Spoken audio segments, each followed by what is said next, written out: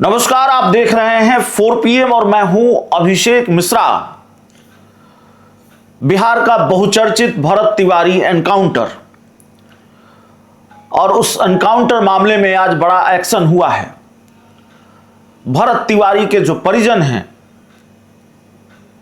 वो मिलते हैं मुख्यमंत्री सम्राट चौधरी से और भरत तिवारी के परिजनों से मुलाकात की जानकारी मुख्यमंत्री खुद अपने सोशल मीडिया हैंडल से साझा करते हैं। सीएम सम्राट चौधरी लिखते हैं कि स्वर्गीय भरत तिवारी के परिजनों को न्याय मिलेगा और यह पोस्ट सामने आने के कुछ ही देर के बाद बिहार के 2 अफसरों पर गाज गिर जाती है। एक भोजपुर के एसडीएम संजीत कुमार, जो इस पूरे मामले में बहुत चर्चा में रहे, इस पूरे एनकाउंटर प्रकरण का जिम्मेवार कम से कम भरत तिवारी के परिजन एसडीएम संजीत कुमार को मानते रहे। परिजनों ने यह सवाल भी उठाया और यह सवाल लगातार उठे कई तरफ से कि एनकाउंटर के दौरान एसडीएम संजीत कुमार वहां क्या कर रहे थे। और दूसरी तरफ जो राजेश शर्मा हैं, भोजपुर के एसडीपीओ थे उस समय, और उनको वहां से हटाकर उनका पदस्थापन किया गया था मद्य निषेध विभाग में डीएसपी के तौर पर। इसको लेकर भी सवाल उठ रहे थे कि भाई, जिस अधिकारी के खिलाफ एफआईआर दर्ज है, जो इस पूरे मामले में आरोपी हैं, उनको एक जगह से लाकर आप दूसरी जगह उनका पदस्थापन हो रहा है। और यह सवाल भाजपा के सहयोगी दल के नेता भी उठा रहे थे। कुछ तो एनकाउंटर पर सवाल उठा रहे थे, कुछ पुलिस की भूमिका को, पुलिस की कार्रवाई को सही बता रहे थे। लेकिन लोजपा रामविलास के जो राष्ट्रीय अध्यक्ष हैं चिराग पासवान, उनका बयान याद होगा। उन्होंने कहा था कि सरकार का यह फैसला गलत है कि भोजपुर के एसडीपीओ राजेश शर्मा को मद्य निषेध विभाग में उनको पदस्थापन मिला है। ये सारी बातें उन्होंने कही थी। वो बिलौटी गांव भी गए थे।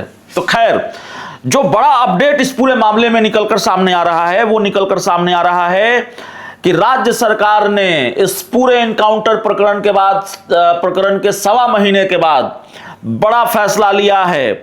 मुख्यमंत्री सम्राट चौधरी से भरत तिवारी के परिजनों की मुलाकात होती है और उसके बाद 2 अफसरों पर गाज गिर जाती है। जगदीशपुर के एसडीपीओ रहे, तत्कालीन एसडीपीओ रहे राजेश शर्मा को लाइन हाजिर कर दिया गया है। उन्हीं के बारे में हम आपको बता रहे थे। उनको मद्य निषेध विभाग में भेजा गया था, डीएसपी बनाया गया था, लेकिन अब उनको लाइन हाजिर कर दिया गया है और अब उनको वापस पुलिस मुख्यालय भेज दिया गया है। इसके साथ ही जगदीशपुर के एसडीपीओ संजीत कुमार, जो इस पूरे एनकाउंटर प्रकरण में जिनका नाम कई बार आया, जो बहुत चर्चा में रहे, परिवार के लोगों ने सवाल उठाया और मैं फिर कह रहा हूं कि ये सवाल लगातार उठे कि आखिरकार संजीत कुमार जो एसडीएम थे भोजपुर के, वो एनकाउंटर के दौरान क्या कर रहे थे। तो जाहिर तौर पर वो थे कि नहीं थे, और अगर थे तो क्यों थे।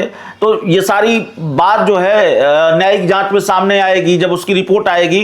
लेकिन अब एसडीपीओ संजीत कुमार को भी उनके पद से हटाकर सामान्य प्रशासन विभाग में योगदान देने का आदेश सरकार की तरफ से जारी कर दिया गया है। तो जाहिर तौर पर मुख्यमंत्री सम्राट चौधरी ने कहा, भरत तिवारी के परिजनों से मिलने के बाद लिखा अपने सोशल मीडिया हैंडल पर कि स्वर्गीय भरत तिवारी के परिजनों को न्याय मिलेगा। तो पूरी तरह से तो न्याय नहीं मिला है, न्याय मिलना अभी बाकी है। लेकिन जाहिर तौर पर सरकार का जो ये फैसला है, मुख्यमंत्री का जो एक्शन है, मुख्यमंत्री की तरफ से या सरकार की तरफ से की गई जो कार्रवाई है, उसने बहुत राहत दी होगी भरत तिवारी के परिजनों को। बहुत स्वागत योग्य कदम है सरकार का और भरत तिवारी के परिजन यही मांग कर रहे थे। सरकार ने थोड़ी देर जरूर की, लेकिन आखिरकार आज उनके परिजनों को खुशी मिली होगी, भरत तिवारी के परिजनों को खुशी मिली होगी कि आखिरकार भोजपुर के जो एसडीएम हैं संजीत कुमार, एसडीएम थे, उनको हटाकर सामान्य प्रशासन विभाग में योगदान देने को कहा गया है और एसडीपीओ रहे राजेश शर्मा को लाइन हाजिर किया गया है।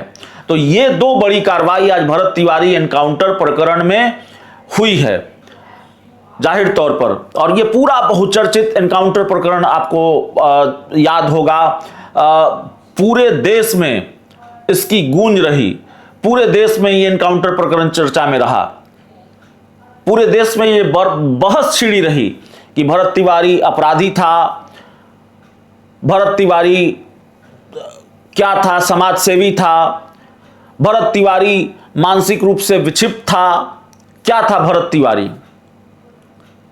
हालांकि इस एनकाउंटर प्रकरण का एक पक्ष यह है कि भरत तिवारी ने हथियार उठाया, पुलिस पर हथियार लहराया, शायद फायरिंग भी की, और सिस्टम से लड़ने का यह आदर्श तरीका नहीं हो सकता।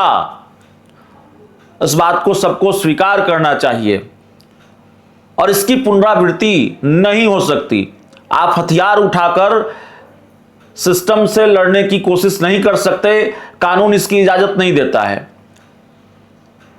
लेकिन इससे बवाल की वजह जो बात बनी वो ये बनी कि भरत तिवारी चाहे अपराधी था, भरत तिवारी चाहे मानसिक रूप से विक्षिप्त था, लेकिन एक लाइव वीडियो, भरत तिवारी का आखिरी लाइव वीडियो, जिसमें यह दिखा कि भरत तिवारी ने पुलिस के सामने सरेंडर कर दिया, तो फिर सरेंडर किए हुए व्यक्ति को, जिसका कोई गंभीर आपराधिक रिकॉर्ड नहीं रहा हो और उसको पुलिस अपराधी माने, उसको पुलिस मानसिक विक्षिप्त माने, लेकिन उस व्यक्ति ने सरेंडर कर दिया, हथियार डाल दिए, तो फिर उस व्यक्ति को ऐसे गोली क्यों मारी गई जिससे उसकी मौत हो गई।